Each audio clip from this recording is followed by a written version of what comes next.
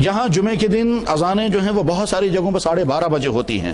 یاد رکھنا چاہیے جمعے کی نماز کا وقت ٹھیک وہی وقت ہے جو وقت ظہر کی نماز کا ہے، اور ظہر کی نماز کا وقت شروع ہو جاتا ہے زوال کے بعد.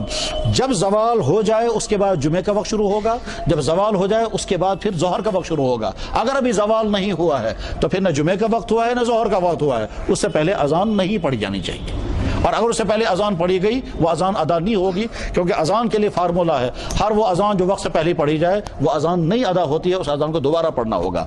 یہاں بر صغیر میں پاکستان کے اندر سندھ، ہندوستان کے اندر گجرات اور کچھ حصہ راجستھان کا، اور یہاں کشمیر، ان 3-4 جگہوں میں کچھ مہینوں کے اندر دوپہر کا زوال 12:30 بجے سے اوپر چلا جاتا ہے. کبھی 12:35 پر، کبھی 12:40 پر، کبھی 12:45 تک پہنچ جاتا ہے. یہ ان 3-4 ملکوں میں ہوتا ہے. یہ کبھی فروری میں، مارچ میں سندھ کے اندر بھی، ہندوستان میں گجرات سندھ کے ساتھ ملنے والا علاقہ ہے، اور راجستھان کے کچھ علاقوں میں، اور یہاں کشمیر میں. اس لیے اس کی طرف بڑی توجہ رکھنی چاہیے.